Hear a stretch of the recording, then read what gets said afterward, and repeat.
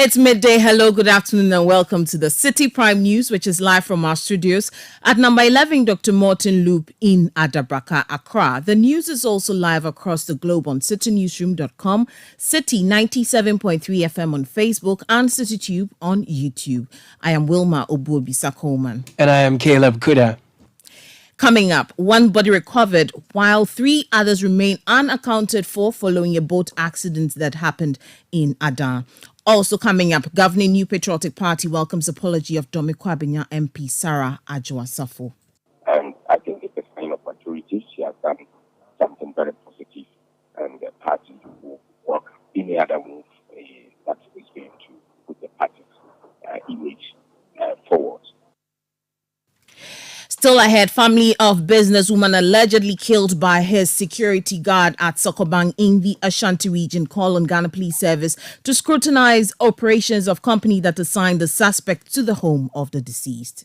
I want police to investigate the company and then bring out some good news so that we will okay. Because you can't just come in 2 weeks. It's not up to 2 weeks and do this. I don't know what to say. And later, Ladadeko Topon Municipal Assembly begin month-long demolition of structures on buffer zone of the Peshi Lagoon. We've been here several times to warn them. We've written structure to be demolished, and they are still continuing. So today, we're starting a month-long demolition exercise. We have details of all that and more on the Citi Prime News, which is also live across the country on a number of affiliate stations in the Western region. We're on Premier FM 100.5 in Takoradi and Beach 105.5 FM in both in Takoradi. In the Bono region, we're on Greener FM 95.9 in Sunyani. In the Ashanti region, we're on Orange FM 107.9 in Kumasi. In the Volta region, we're on Akpene Radio 96.7 FM in Pando and Heritage 107.3 FM in Hohoi. In the northern region, we're on Dasuma 99.1 FM in Yendi. Upper East, we're on Word FM 88.3 FM in Zuarungu. In the Upper West region, we are on Westlink 88.1 FM in Laura. And in the Northeast region, you're listening to us on Eagle FM 94.1 in Waliwali. Citi Prime News at 12 midday. Update you on all the running stories and connect you to the newsmakers. Grateful for your time this afternoon. We'll settle for the details of our stories now. Now, a boat accident at the Adan estuary in the Adan East District has resulted in one fatality with 3 individuals still missing. The incident occurred when 2 separate boats, the Shalom boat carrying 11 fishermen, 1 missing, and the Barcelona boat with 8 men, 5 rescued, 1 deceased, and 2 missing, were involved in the accident. This incident adds to the total number of casualties in boat accidents at the estuary this year. Search efforts are underway to relocate the 3 missing individuals. Citi News' Fred Duho is in the community to bring us more on this issue. Fred, good afternoon and many thanks for joining us. What exactly is the situation in Adan as we speak? Good afternoon, Wilma. The situation is quite calm. I see that almost all the fishing boats are currently docked at or berthed at the bank of the river, the Volta River to be precise. And almost all the men who are fishing are mending their nets under the coconut trees here. They are equally worried about their missing colleagues. We understand those who went for fishing and had this unfortunate incident are not from this community. They are Danfor community. They are coming from another community that is Aklabanya. That is the information I got. So as the mood would have been characterized with mourning, people, crying or probably worried about the situation, I would say the environment is quite calm. The fishermen here are just waiting patiently for other updates as to whether the other 3 people who are currently missing would be found. So there's no fishing activity today, and the fishermen are basically waiting. From time to time, they receive calls from some parts of the Volta region that I understand someone was also found in that area, but they are yet to confirm that news for us. So in this case, the community, I would say, is very, very calm. Those who are traveling by boat to other island communities are doing so without any worry. We've seen that a number of them are with jackets, some without life jackets. But there is the chief fisherman here with me who can tell us what really happened. Welcome to the Citi Prime News. What's your full name? My name is Acting Chief Fisherman Imande Atesap. What happened? What is the news? Oh, for me to say, it's like last Wednesday, my fishermen went to sea. So, due to their returning, the sea became rough. So, for them to pass through the estuary, the incident has occurred. And as of now, there are two boats that sink, that capsized. So, we were with 19 sailors on board. So, as of now, we rescue. We rescue 15. We rescue 15 alive and one dead body. So as of now, we are searching for the remaining 3. This is the second time I am in this community to report on this kind of casualties. There was a time where people were going for a funeral on an island, the boat capsized, and 5 people perished in that. It's becoming an annual thing. Why are you people or your men not putting on life jackets? Okay. For me to say life jacket, we for the fishermen, for estuary, the life jacket is very safe for us, but it's not 100%. Because for the life jacket, if you wear it and you fall into the water, you cannot use it to cross to the top, because you cannot sink. With the life jacket, you cannot sink, you cannot go inside the water. But at least you will float so that the rescue comes your way. Yeah, we have educated them with something like that. And very soon, I think things will move on. That's what I can say for now. Mm-hmm. So ever since this happened, did you trace to know where these individuals are coming from, which families they belong to? Have you brought out the news to them to be aware? Because the whole thing is happening along in your community. Thank you for that.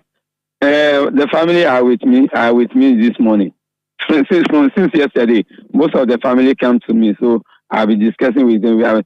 Today, this morning, most of the family joined my crew to go and search for the other ones. The one who passed away, have you informed the family, the relatives? The father is among the father, and some of the relatives are among those who go in search. In times like this, these people will definitely be traumatized. Have you sought any clinical help? Have you taken them to the hospital? There's nothing like that. So life moves on as usual. Yeah. Life moves on. There's nothing like that. That's quite interesting. But Wilma, we have NADMO also present on the ground. I've seen the director also having some conversation with some of the community folks. But the PRO is here with me, Ebenezer, to tell us what they've been doing as an organization since yesterday till now. NADMO, in times like this, National Disaster Management Organization, what have you managed so far? Thank you, Sova. Thank you. Since yesterday till today, we have been on ground with the Ghana Navy to do the search and rescue operation. Yeah. We continue to educate them on life jackets.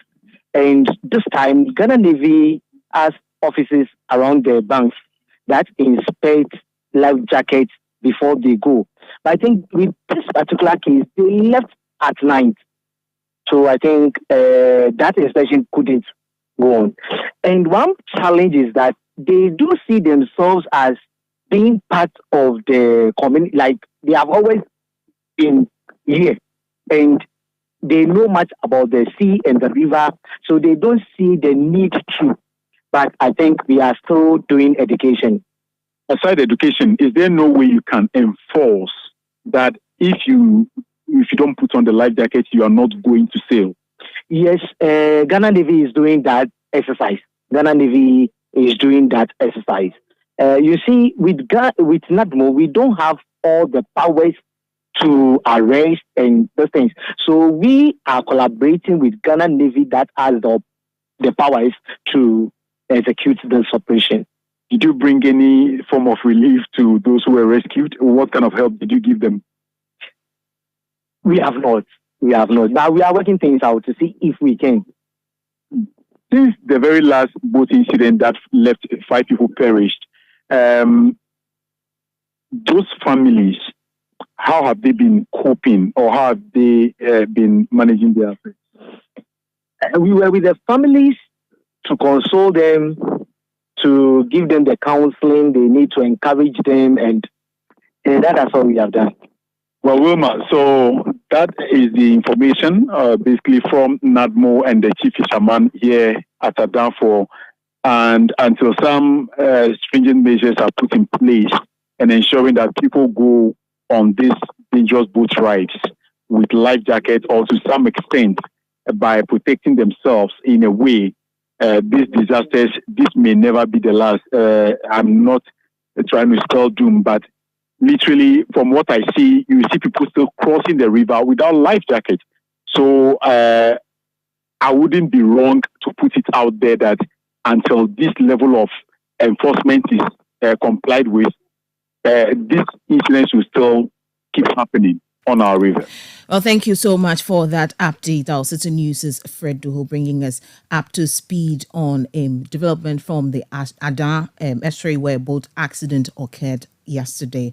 Caleb will bring us some other stories. Well, Wilma, the family of Felix Kuma Azibuji, who died in police custody in Ho in the Volta region, is demanding a thorough investigation after autopsy results revealed that he died an unnatural death. According to the pathologist, the autopsy showed hemothorax, a fractured left rib, and deflated contortion of the chest, all of which indicated a blunt force injury to the chest. The deceased had been arrested for his alleged involvement in a car snatching incident in Ho. Police sources had initially reported that he was cooperating with their investigations until he fell ill and was sent for medical attention, but he died shortly afterwards. Now, from one bereaved family to the other, the family of a businesswoman who was allegedly killed by her security guard in Kumasi, Ashanti region, is calling on the police to thoroughly investigate the operations of the security company that employed the suspect. The 37-year-old victim, Princess Efia Ahinkan, was allegedly murdered by her 22-year-old security guard, who also stole her vehicle and other items before fleeing the area. After launching investigations, the police arrested the prime suspect. Now, the bereaved family is seeking an investigation into the security company that employed the suspect. A relative of the deceased, Patrick Mensah, has called for scrutiny of the company's operations. Were some items stolen? Yes, please. What were the items? The car, the phone. She sells some bags, so she went out and bring those items inside, but she was not able to send them inside. She doesn't have any bad intention that something is going to happen. She went, and then the guy went there and then brought out some goods from upstairs, and she added to what is inside the car, and they drove off. Right. So you said the security, the security guard who is alleged to have committed this act was employed not long ago and was brought in by a company. Yes, please. And what exactly are you looking forward to? Oh, right.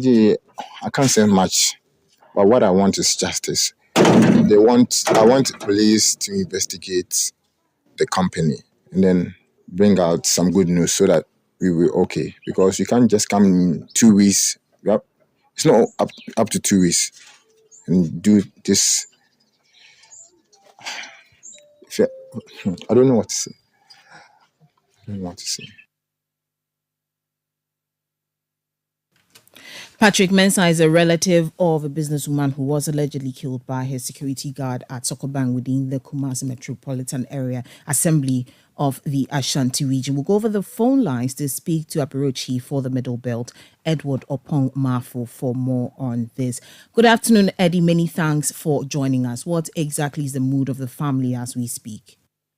So, Wilma, here at the family house, they are still struggling to come to terms with what has happened.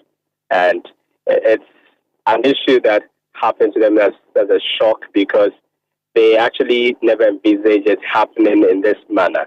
And so people are basically mourning. Family members from far and near have now trooped to the family house, and they are in the family house now. What we have been told is that the deceased used to stay there with her 12-year-old daughter, and then they brought in the security guard in just about 2 weeks ago. And so just the three of them used to be around, and most of the time they are usually here. But following the incident, a lot of people have come to the house now. They are mourning, and they're also trying to follow up on how investigations will go so far. And so it's just a solemn mood over here at the family house, and they keep liaising with the security agencies to find out the latest. What they have been struggling to really know is what really led to this incident. Is it as if it was orchestrated? Because for a security guard to come in within a short period and for the person to allegedly carry out such an act is something that they are still trying to understand how it happened. So they were basically trying to find out. And so we even tried engaging some of the family members, and once you try engaging them for some time, you get to know that it becomes too emotional. But the call is very simple. They want some kind of detailed investigations into this issue to really to help them arrive at some kind of conclusion where they know that what really called for it. Is it just because they stole some items? Why did they kill the woman in question and all that? So there are a lot of questions on your minds, Wilma. Now, Eddie, this happened in Sokoban. How are residents taking this development? Well, I spoke with the assembly member for the area, and he saying that it's really a shocking incident because it happened during the day, where the stand was somewhere around 11 a.m. thereabouts. And so it was the daytime, and after the persons who allegedly committed the act, even after allegedly killing the person, they took the vehicle that the woman uses and they drove out of the place, and people didn't even know that it had been stolen. So it's quite surprising because they usually plan for the evenings. And so because of that, they have a vehicle that they use to patrol the area. And so for it to happen during the day in a manner in which it happened is something that has really shocked them. And so they are liaising with the relevant authorities to intensify security here.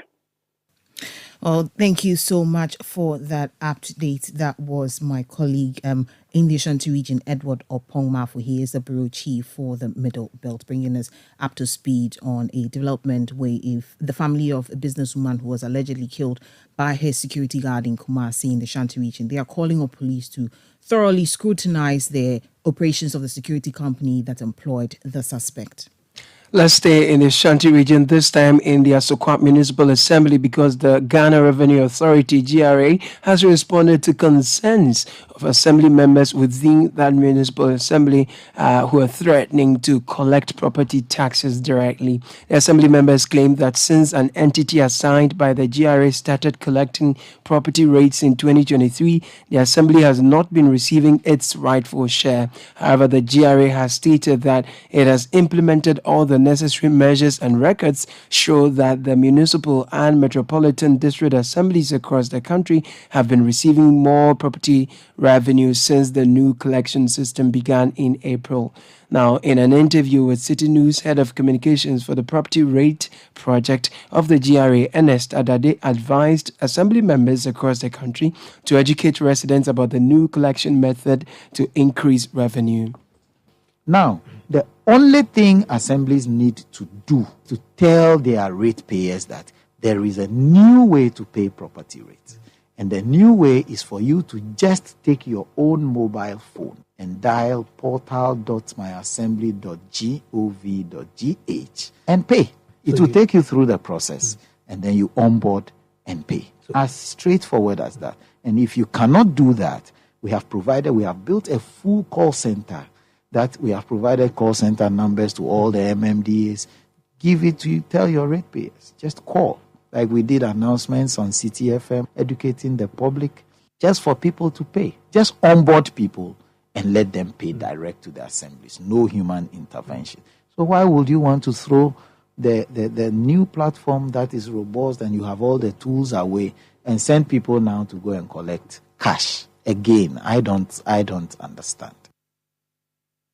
Mr. Adade further reviewed that they will be meeting with the assembly members to educate them more on more collection and addressing their general concerns. We are going around all the assemblies trying to educate, engage, and then to improve the payment process. And what we realized is that most of the assemblies have folded their arms and they are sitting down that some money is coming from GRA for them, and they will have to sit down and just wait for that money. And I keep saying that GRA does not necessarily collect property rate. Now, the new property rate regime, and I want to make it clear in this conversation, that the new property rate regime does not allow anybody to collect property rates, that is, go and take cash from anybody and write any receipt. Everybody is paying direct to the assembly's account. Everybody. So nobody is going to collect property rates like we knew it before. So GRA is not going to collect property rate and bring it to the assembly. Ernest Adade is the head of communications for the property rates project of the GRA. You're still listening to the Citi Prime News live from our studios at Adabraka in Accra. Still ahead in the bulletin, La Dade Kutupon Municipal Assembly, they have begun month-long demolition of structures on buffer zones of the Peshi Lagoon. We'll bring you details of the story and others shortly. Do stay with us. Citi Prime News at 12 midday. Update you on all the running stories and connects you to the newsmakers. It's time for the ultimate corporate sports gathering, the Citi Business Olympics 2023. Get ready to unleash your competitive spirit and showcase your athletic prowess as we bring together the best of the best from the corporate world. From traditional sports like seven-a-side football, basketball, sack race, and volleyball to unique challenges like tug of war and arm wrestling, there's no shortage of excitement and adrenaline pumping action. So gather your colleagues, lace up your sneakers, and get ready to compete in the Citi Business Olympics. It's time to show off your skills, build connections, and have a blast in the ultimate corporate sports extravaganza. To register your company to participate, call 0205 973 973 or 0558 973 973 now. Which company will emerge as champion and which CEO will win the Ultimate CEO's Challenge at the Citi Business Olympics 2023? We'll find out on 30th September 2023. Venue, Eden Heights Sports Complex. Wager, time 8 a.m. The Citi Business Olympics 2023 is powered by Citi TV with support from Citi FM and proudly sponsored by Lozati Lozenges from Unicom Chemist Limited, EK Brand Consult, Blue Jeans Energy Drink, and Hollard Insurance.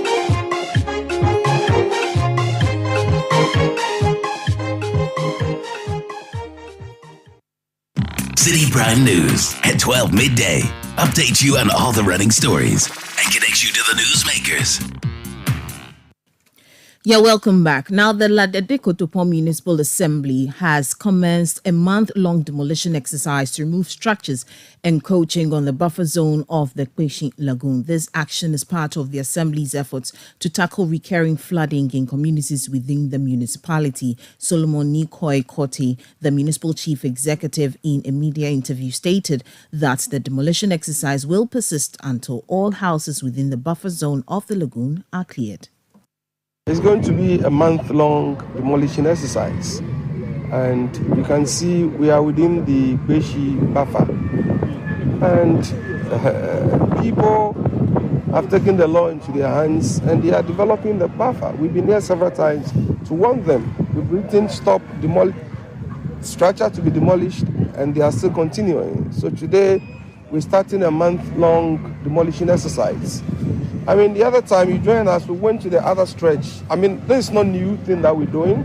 Once in a while, we come in here, structures that are coming up within the buffer zone, we demolish them. So a few structures too have come up. So as a municipal assembly, we are here to deliver on our mandates. We are supposed to enforce the law.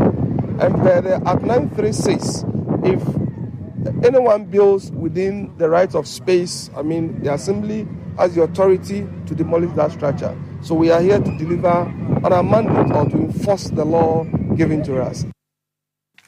You had the MCE for La Dade Kutupong, Solomon Nikoi Kote. We'll go over the phone lines to speak to my colleague Hansen Ajman, who is a man on the ground, to get more on this. Hansen, many thanks for your time. Now, how many structures have been affected so far? So far, 3 uncompleted structures have been demolished by the La Dade Kutupong Municipal Assembly. 2 of the structures had reached the roofing stage. The other one, the owner had just completed the foundation works, and the assembly went ahead to write on the building to be demolished. And so far 3 buildings have been demolished. And how many? How are these the people who have been affected? How are they reacting to this? Well, we got the opportunity to speak to one of the owners. Now, he says he bought his land 15 years ago. He admits that he has no permits at all or whatsoever to construct his building, but he has been interacting with the assembly, asking them to agree with him. He also alleged that he bought the land from a man who took him to the chiefs, and he has been giving monies to this man for the chiefs to facilitate his permits, but he has since not received them. Now, he says he was not given enough notice. He is disappointed by the work of the assembly. He says it's his whole life savings that has gone into this building. Again, he believes that he really is not the only person whose house is on the buffer or on the waterway of the Peace Lagoon, and that the assembly is being selective with its approach. His question is why all the other buildings which have been completed have so far not been demolished, but his, which is just at the roofing level, has been demolished. Thank you so much for that update. Also to News' Hansen Ajman. Wilma, the former Chief Justice has been speaking. I'm talking about Sophia Akufo, and she's criticizing former President John Dramani Mahama's comment against the judiciary, deeming them as unnecessary.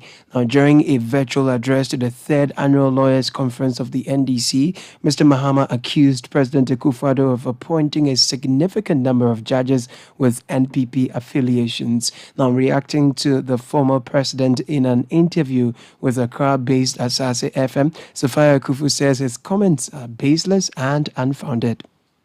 He's been through the process of appointing other people before. So was it because they were NDC? It always upsets me when you get comments like, oh, this one is NPP judge. This one is NDC judge. And yet you've never seen the person, let's say, on any party's rally, platform. And these are some of the unnecessary pressures that are put on the judiciary. What difference will that tag make to me, my career, and my work? I'm already there. You think I'm NDC. At the end of the day, so what? Sometimes it gets to you. That was an upset former Chief Justice Sophia Akufo speaking there, Wilma. We'll go to the New Patriotic Party because the party has expressed its approval of the public apology made by the Member of Parliament for Domikwa Binyasara Ajuwasafo. Now, the legislator had faced criticism due to her prolonged absence from Parliament, which led to calls for her seat to be declared vacant. The Deputy General Secretary of the New Patriotic Party, Haruna Mohammed, stated that her apology is viewed positively and contributes to the party's image. We have all heard in the media her public apology to some particular personalities, especially to His Excellency the President, the Vice President, the Chief of Staff, and majority leadership in Parliament, as well as the national. I think that hearing from what she's saying in the public domain, it is humanly possible that everybody at all, whatever the issue might be, first of all, she's asking for forgiveness. All of us, before God, will be asking for forgiveness.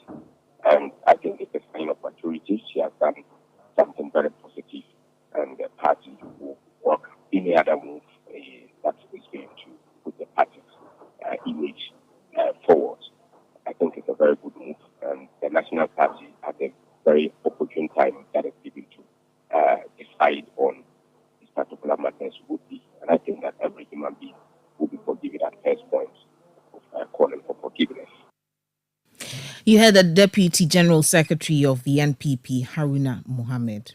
Uma, let's turn our attention to the building industry, and the soaring cost of building materials have posed a significant challenge for prospective buyers and homeowners looking to construct or renovate their homes. To gain insights into this issue, City News' Christopher Kevin Asima recently explored the timber market in Accra. Here is his report, narrated by Hawa Idrisu Mustafa. The ongoing surge in building materials prices has sparked significant concerns within the construction and real estate sectors. The disruption of global supply chains, further exacerbated by the COVID-19 pandemic, has resulted in shortages and delays in the delivery of essential building materials. The combination of heightened demand and restricted supply has driven prices upward. Prospective buyers and homeowners find themselves in a challenging predicament as they embark on home construction or renovation projects. They are grappling with the increasingly high cost of building materials. The prices there normally is tough, but right now it's coming like small, it's coming down. So all of us will be free for the things buying there. All of us will be free of it. It's what I have to say, and it's what I have said. First there is higher, but right now there is coming down small for all of us. Addressing this mounting issue, the Ghana Real Estate Developers Association, GREDA, has expressed profound concern over the soaring costs of building materials, emphasizing that it poses a significant challenge to the provision of affordable housing. The current situation is such that cement is now selling over 92 cedis, in excess of 92, depending on which brand and where you're buying from. Again, also, if you look at the cost of iron rods, the cost of electricals, and everything that we buy for the industry, the cost has gone up. Even cement blocks, the cost has gone up. Okay, so it is like every item that we use, the prices have gone up over the years. And sometimes some of the suppliers complain that it's not their fault. It is the taxes they pay, and some also complaining about the exchange rate regime. As it stands now, for us, as business entities and business leaders, there's very little we can do on that score. So we try and apply ourselves as efficiently as possible to the situation, and not to increase our prices beyond a certain point. If it comes to the reduction in prices or something that has to be done, I think that falls squarely with central government. If they can do anything, I wouldn't like to be specific on what they can do. I mean, these are experts. So if anything they can do, any reduction at all, anywhere, we will receive it with both hands. And I appreciate it so much, so that we can also pass on the cost savings to our buyers. So that is where we are now. Well, the statistics doesn't support that position. Maybe this person was shy of the camera, but we say it as we see it, and you can verify. This is already open out there. It's information that is out there. I mean, if you check prices of these items I've just mentioned, maybe way back in January or way back in 2022, and check the prices that they are calling today. I mean, your answer will be right there. And like I said, I'll try and get you some information, detailed information, for you to, to help you with the analysis. Yes. However, there are varying opinions among traders regarding the price trends. Some traders contend that the cost of building materials has actually decreased from January to the present, contrasting with the prevailing narrative. Currently, prices of building materials, for me, my shop right now, is coming down a little. That's what my boss told me. And that's the reason why my things, even in the shop right now, are even low. And I've asked him to even bring some, and he's telling me that because the prices are being dropped and it's affecting what we already have, he's taking time before he brings some. I deal in metals. Metals prices have not gone up. I normally sell iron rods in this sense. Even at the beginning of the year, iron rods, a ton was selling at 850 a ton. But 8,500 a ton. But now it is 740 per ton, which the price have come down. No, it was up early part of the year. It went up a little, but it has now. It has come down. Inflationary pressures within the Ghanaian economy have not spared the construction sector. Escalating inflation rates have eroded the purchasing power of both businesses and consumers, while Greta and other industry stakeholders call for government support and policy measures. The construction and real estate sectors will continue to grapple with the implications of these mounting costs. In the heart of Accra's bustling timber market, we have witnessed a noticeable decline in business activities since our arrival.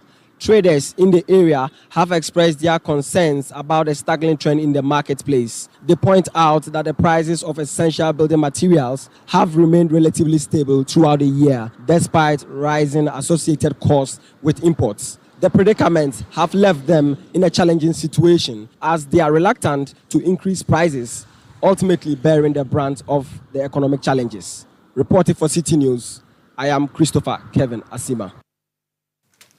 And in studio of the Citi FM, I am Wilma Bobisa Coleman here with Caleb Kuda. Now, the flag bearer of the National Democratic Congress, NDC, John Dramani Mahama, is scheduled to visit several voter registration centres in Accra today. His itinerary includes stops at the Electoral Commission EC head office, as well as the EC district offices in Adenta, La, and Tema, where the voter registration process is taking place. Prior to the exercise, John Mahama had urged the EC to decentralize the limited voter registration for greater accessibility. He stressed the importance of conducting the registration without bias or influence to ensure fair elections. The NDC flag bearer also expressed frustration over delays in the Supreme Court's handling of an NDC-led injunction application against the EC regarding the limited voter registration exercise. You're still listening to the Citi Prime News live from our studios at Adabraka in Accra.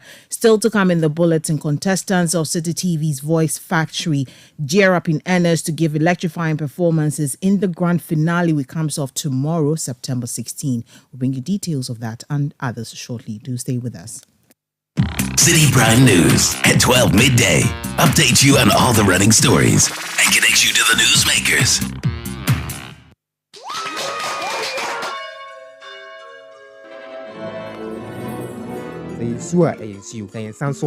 Happy birthday to you. Ashes to ashes, dust to dust. Throughout all life-changing moments such as graduations, weddings, funerals, birthdays, ATL is there to ensure you're never out of style. When you think fabric, think ATL. Log on to atlfabrics.com. Order and buy your favorite ATL fabric. You can also visit our shop at number 40 Kwame Nkrumah Avenue, opposite the Swansea Shopping Arcade at Accra Central. Also available in leading fabric dealer shops in Accra, Kumasi, and Cape Coast. ATL, bringing fabric to life. Courier all Swesco Old students. Join us for a night of nostalgia and celebration at the Swesco All-Year Group's Alumni Dinner Dance and launch of our 65th anniversary. It's time to dust off your dancing shoes and relive the Swesco experience. Whether you graduated last year or decades ago, this event is the perfect opportunity to reconnect with old friends, reminisce about your time at Swedro Secondary School, Swesco, and create new memories. The evening will be filled with good music, great interactions, and lots of fun. Get ready to hit the dance floor as our band plays all the classic hits that will transport you back to your school days. From the timeless tunes of the 60s to the chart toppers of the 90s, there will be something for everyone to groove to. Indulge in a delicious three-course meal prepared by our talented chefs who will ensure that your taste buds are treated to culinary delights. From appetizers to main courses and delectable desserts, you'll be in for a gastronomic experience that will leave you wanting more. It's on Saturday, 23rd of September 2023 at 6 p.m. prompt. It's going to be at the Adaikese Hall, La Palm Royal Beach Hotel, and it's 550 Ghana cedis per head. There will be the launch of our 65th anniversary activities and logo. Tickets are available now, and seating will be done according to year groups. For more information and ticket purchases, please call 0241 951405 or 0244 387308 or your year group president. Semper Cum Optimus, always with the best. Citi Prime News at 12 midday. Update you on all the running stories and connect you to the newsmakers. Yeah, welcome back. Now, the Ministry of Fisheries and Aquaculture Development's decision to impose a 3-year moratorium on new entrants of canoes in the marine sector has elicited mixed reactions from stakeholders within the fishing industry. The sector minister, Mavis Hawakumsin, announced that this directive, effective from October 1, 2023, is part of measures to combat the decline in fish stock in the country. Under this policy, no new canoes will be allowed in the fisheries sector for 3 years. Some fisherfolk have expressed support for the move, viewing it as a positive step, while others believe that the government should prioritize addressing more pressing issues affecting the fisheries sector. Sure, I think we are ever ready. We've been ready since 2000 and you name it. We have been calling it for the implementation. And we actually told the ministry that if it doesn't come off this year, then we should all forget it. You understand? Because if overcapacity is one of the problems confronting the industry, that's why we are not getting what we should get. Then we need to address it ASAP. Otherwise, next time the scientists will go and find something that is also detrimental to us, and we won't take it. And therefore, I think it has come, even though it's a little bit late, I think. I've all agreed, because the way we see the sea is going, it's not good. We need to prepare ourselves so that we can get the stocks back. So this 3 years moratorium, I think we have all sat down as fishermen in the whole country, and we have agreed that we should try it and see. Whatever challenges may come out from it, we shall address it. If they even brought idea like this, it may be good. But yes, this idea is not going to help. Which way is not going to help? Not by bringing more canoes, taking over the fishes now. No. The problem of the fishing not coming is the problem of our sea. Through illegal fishing, through China destroying our sea. That's the problem. And as we are saying now, I can tell you facts that the sea has been destroyed even more than the Galamsey. Because of we don't have a spokesperson for the sea. That's the reason why we cannot control the sea. You heard some stakeholders within the fishing industry giving mixed reactions on the Ministry of Fisheries and Aquaculture Development's decision to impose a 3-year moratorium on new entrants of canoes. Right, Wilma, now the Vice President of the Professional Footballers Association of Ghana, Joseph Tetezuta, has expressed his condolences on the passing of Sylvester Saki, a goalkeeper for Legon Cities FC. He described Saki's death as unfortunate and a blow to the welfare of the footballing body. Saki passed away at the Lubo Hospital after he was sent there due to illness. The PFAG which prioritizes players' welfare, extended support to William Esu, another player from Legon City's FC who had health concerns following Saki's death. Joseph Tetezuta says this support reflects the PFAC's commitment to the well-being of Ghanaian footballers. When we received a call that, first and foremost, we received a call that one of our members has passed on, which is Sylvester Saki of Legon Cities.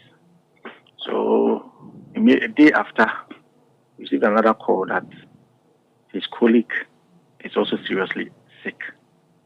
So I quickly got in touch with the family and the wife to see, and she confirmed that indeed where her husband is difficult. So I spoke to the general secretary and quickly we organized that we have to visit him. Because while I was speaking with the wife, I spoke to the player, and I realized that he wasn't speaking that well. So that confirmed the extent to which the guy is actually suffering. So I spoke to the General Secretary, Anthony Bafo, and we organized that we have to visit and see for ourselves and see how we can also be of help, because he's our member, and as our member, we can't neglect him when need be, because their welfare is a paramount responsibility. So I think yesterday we visited the family, we visited the house, we met the player and the wife and his uncle. So eventually you got to know that he has been ill for some time now, since May. Joseph Tetezuta further advised players to voice out the struggles confronting them at their respective clubs to the welfare body. Yeah, when we go for visitation, I keep telling the players that they should be bold. They should speak up. When they are in difficulties in their respective clubs and they don't tell us what they are going through, it will be difficult for us to know and then come in. Some are members, by virtue of the fact that they feel from they have membership cards, they are members. So when they go into difficulties, they write officially to us, and then based on that, we can also act on behalf of those players. But I get to know that most of the players, when they have issues, they won't report to us on the right time. Maybe unpaid salaries 1 month, unpaid salaries 2 months, 3 months. You should report to us that for this situation there, so that we can also come in and do what we are supposed to do. But they wait until when they want to leave the club, then they will come. This club wants to terminate my contract. They are owing me 8 months. They are owing me monthly bonuses. They are owing me signing fees. So all this while that they were owing you 2, 3, 4, 5, you couldn't say anything until you got to 8 months before you are telling us. So I keep telling the boys that we are there for them. So when they don't tell us their problems, it will be difficult for us to know, because there are clubs who have internal policies, and some professional clubs wouldn't allow their players to speak to media, and I understand. But when they feel that the treatment they are going through in the clubs, it's not what they signed for, because the contract, they have their obligations, the club has its obligations. So when they feel that the club is defaulting, they should be able to come to us and then report to us, so that we can keep all these minutes. Joseph Tetezuta is Vice President of the Professional Footballers Association of Ghana. This is still the Citi Prime News, live from our studios at Adabraka in Accra. With me, Wilma Obobi-Sakoman, and I'm doing this with Caleb Kuda. Now, we'll go over some stories we've been bringing you so far. 1 body has been recovered, while 3 others remain unaccounted for following a boat accident that happened in Adan. We also had the governing New Patriotic Party welcoming the apology of the Domekwa Benya MP, Sarah Ajwa Safo. Will bring you some other stories, and the Member of Parliament for North Tong, Samuel Okujeto Ablakwa, has expressed concerns about the Electoral Commission's EC potentially disrupting the country's democratic progress with its voter registration exercise. The EC began its voter registration exercise limited to its district offices for individuals who have reached the age of 18 but do not possess a voter's identity card. Samuel Okujeto Ablakwa, after visiting some registration centers in his constituency, criticized the EC's decision, stating that it could disenfranchise eligible voters and potentially undermine democracy in Ghana. All of us don't want coups to happen in our jurisdictions. But you see, when public officials refuse to learn, the Gabon Electoral Commission, they are contemptuous policies. The electoral reforms that the masses kept complaining about, that is what led to the final disruption of their democracy. We don't want that in Ghana. Look at the anger, look at the outrage that the youth feel about these policies of Jimensa. Very autocratic, very undemocratic, no consultation whatsoever. And she is going ahead. You heard the North Tongue MP Samuel Okujeto Ablakwa. You're still listening to Citi Prime News live from our studios at Adabraka here in Accra. Caleb will bring us some other stories. Wilma, it's exciting stuff coming up because we have just one day to the grand finale of season 5 of Citi TV and Citi FM singing competition, The Voice Factory. Now, the contestants have been rehearsing rigorously to bring our viewers an exceptional show. There's more in the following report. I find you, I give you all you need, and I know what you like. Oh yeah, I feel it coming, and I want to feel your presence.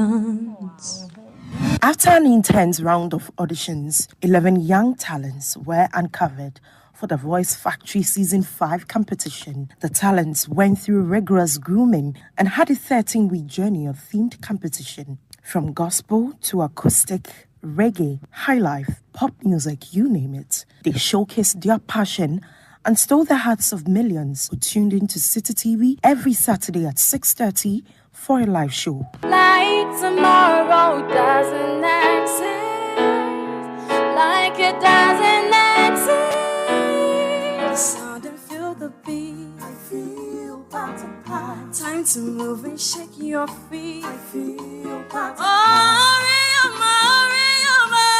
feel part to part. Hear me, mama, hear me now. I feel part to part.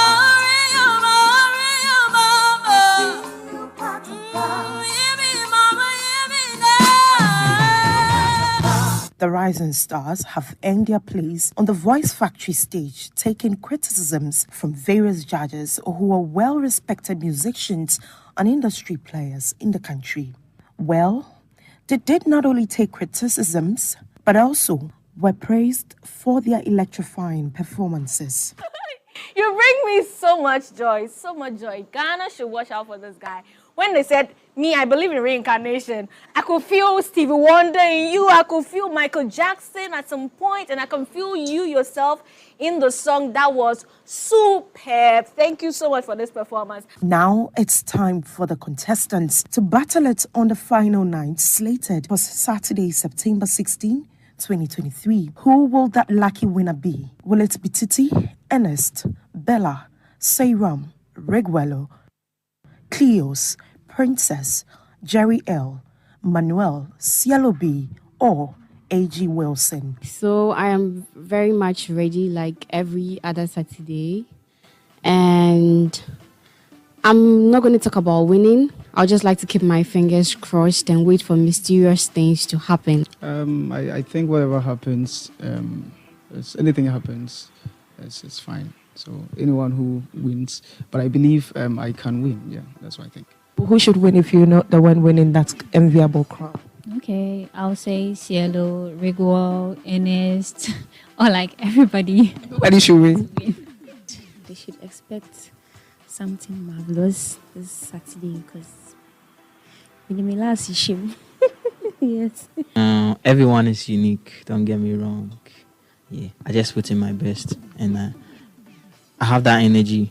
Yeah, so I think it's good. What do people expect on Saturday?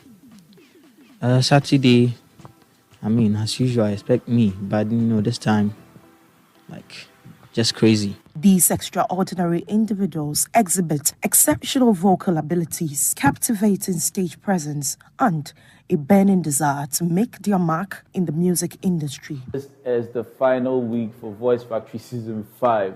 Yo, it's been crazy.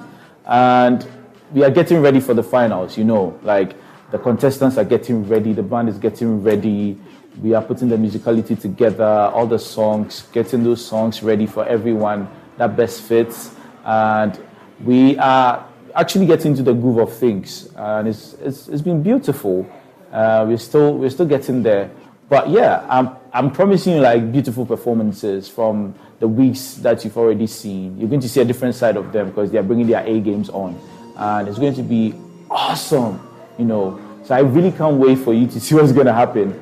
And the band are psyched up. They are so ready to like give you the best music that you can actually get, And we've all seen the progress of all the contestants and the band. And it's been an educative journey for me too. So I can't just wait for us to see who the winner is going to be because, it's going to be a tight race. The winner of Voice Factory Season 5 does not only get the bragging rights of Ghana's next music star, but an ultimate prize of 20,000 Ghana cedis and a fully paid trip to the United Arab Emirates. The Voice Factory Season 5 is brought to you by Ebony Condoms, refreshed by Eddie's Pizza, official voting partner Nalo Solutions, refreshed by McBerry Twist Cupcake, sponsored by Copan Hospitality. The Voice Factory is powered by Citi TV, with support from 97.3 Citi FM, Alisa Hotel, Linash Beauty Parlor, and stitched by Wenia.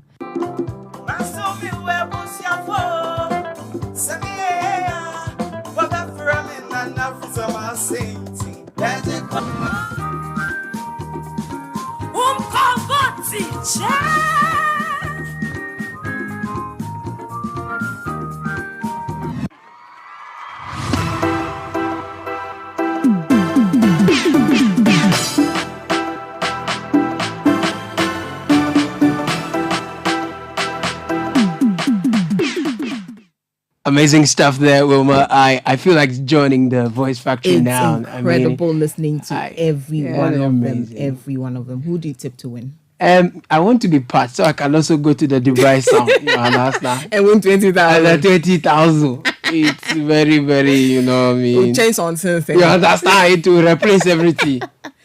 We wish them all the best. It's exciting. Tomorrow. I'm looking forward to the grand finale. All the best Can't wait. Tomorrow. They've done so well. Who are you tipping to win? I wish everybody the best, but who do I love? I'll say Silopi. Oh, right. She's an amazing talent. Definitely, she is. There's one Jeriel, there's an Ernest, and a whole lot of others. too is good. Guys are good. Definitely. I mean, everyone can win. They are, actually. Everybody has the Guys, opportunity go to for win. gold, man, because the money is worth it. Definitely. And all the best to them And tomorrow. Dubai. Oh, my God. Bye-bye to Ghana. We'll bring you some other stories, and the families of 3 individuals who were killed by the police in the Sola Tunokalba district of the Savannah region in 2022 are demanding justice from the police. The victims, Jima Kocho, Habibu, Abudi and Hadi Salifu were reportedly picked up by the police from their homes in 3 different communities. Family members later traced them to Accra and only learned of their deaths after filing a court case. The police claimed that the 3 were killed during an exchange of fire. The family is calling for an investigation into the incident and for those responsible to be punished. An uncle of the deceased, Adams Yahaya, says the perpetrators must be punished. On the 2nd day of December 2022, around 1:30 a.m., policemen from Accra came to Savannah region, came to Tona and arrested my nephew from my house, Jima Kocho, aged 24. Then they went to Nahare and arrested one of my brothers, Habibu Abudu, aged 30. Then from there they went to Sola and arrested one of my nephews too. He's the same. It's a direct brother to Jima Kocho, that is Adi Salu, in a case of suspected robbery. So when they took them away, the following day, a local FM station announced that they have been killed by the police after the arrest. This agitated the youth in the community who wanted to demonstrate against the police brutality. So on the 7th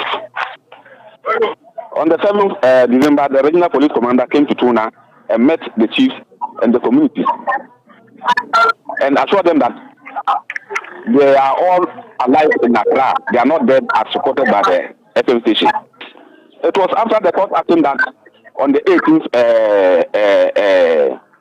April, they invited us to the police headquarters, where we met the director of police administration, Commissioner Mr. Lohunu, and some senior officers. It was there they told us that until they received the seat from the court, they never knew that we were talking about those guys.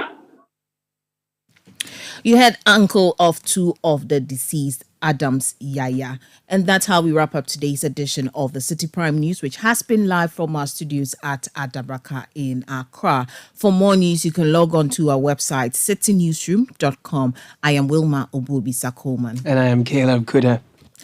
Up next is the afternoon's edition of the Citi Business News. Many thanks for doing the listening and keep listening to Citi FM.